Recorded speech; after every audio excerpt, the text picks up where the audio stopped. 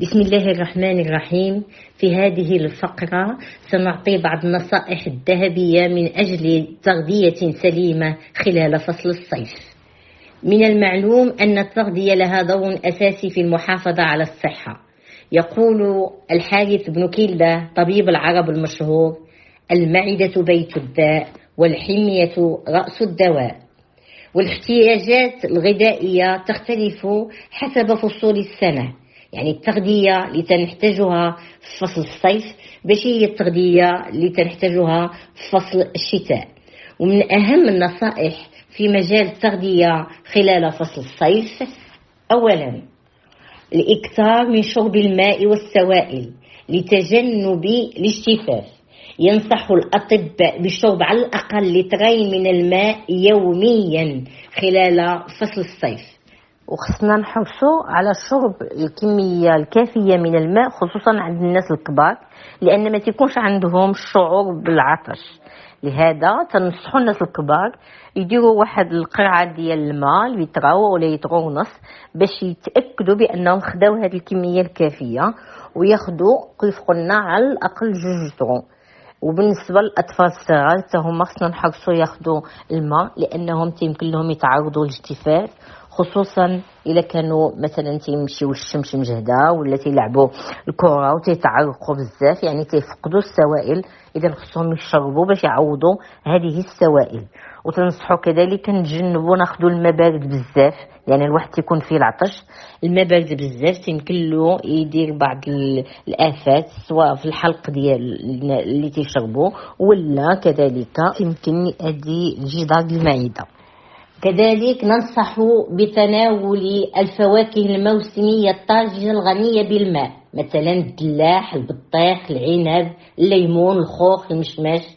استهلاك الفواكه يمكن ناخدوها غير مطحونة أو على شكل عصائر، مهمة لأن غتزودنا السوائل، ولكن شريطة عدم إضافة السكر. وأؤكد كذلك على أهمية استهلاك الخضروات خلال فصل الصيف. لابد نستهلكوا يوميا الخضر الطازجة وتكون داخلة في البرنامج الغذائي ديالنا، لأنها غنية بالماء والأملاح المعدنية. فيمكننا نستهلكوا هذه الخضر على شكل سلطة، على شكل طاجين، شوربة، وكذلك على شكل عصائر، مثلا عصير الجزر، الخيار، الباربة. فهذه بالإضافة إلى كونها تساعد على إطفاء العطش، فهي لها فائدة كبيرة في التخلص من السموم، ديتوكس. خلال فصل الصيف خصنا نتجنبوا ما أمكن الأغذية الغنية بالسعرات الحرارية، يعني بالكالوري. فهاد السعرات الحرارية تكون خصوصا في المسائل اللي حلوة ولا المسائل اللي ميدمة. إذا خصنا نتجنبوا ما أمكن الحلويات، المشروبات الغازية، والأكلات المقلية والمدغمرة. نفضلوا يعني طريقة الطبخ المبخر أو المسلوق أو المشوي. وتنأكد على أهمية الطاجين المغربي. الطاجين المغربي أولا هو صحي وتحتوي على كمية كبيرة من الخضر وشوية ديال اللحم. وتنصحوا كذلك خلال فصل الصيف نتجنبوا الإكثار من التوابل، يعني العطرية والمملحات، لأنها تزيد الشهية وتترفع نسبة الأملاح بالجسم، وبالتالي تزيد من الإحساس بالعطش. ونصيحة مهمة تنأكدوا عليها خلال فصل الصيف هي ناخذوا الاحتياطات الكافية لتجنب التسمم الغذائي اللي تيتصابوا به كثير من الناس خلال العطلة الصيفية. أهم علامات التسمم الغذائي هي القيء، الإسهال، ارتفاع درجة الحرارة، وخصوصا من 2 حتى 48 ساعة بعد استهلاك بعض الأطعمة الملوثة بالميكروبات. كيف يمكننا نجنبوا التسمم الغذائي؟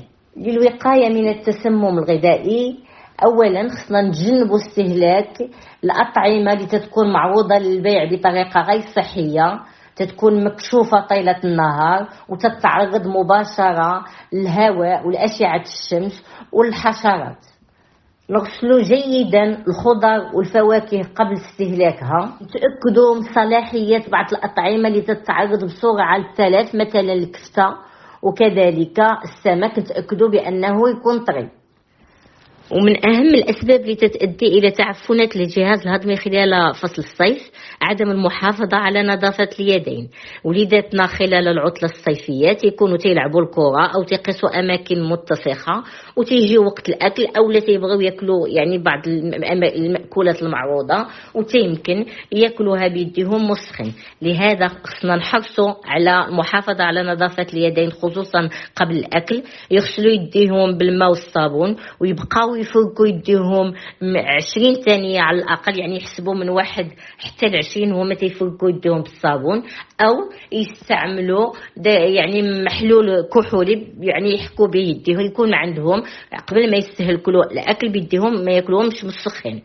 هذه بعض النصائح اللي خصنا نطبقوها باش نتمتعوا بإذن الله بصحة جيدة خلال العطلة الصيفية. نحاولوا نطبقوها وننشروها بين أفراد المجتمع باش يتمتع الجميع بصحة جيدة وبعطلة ممتعة. والسلام عليكم ورحمة الله تعالى وبركاته.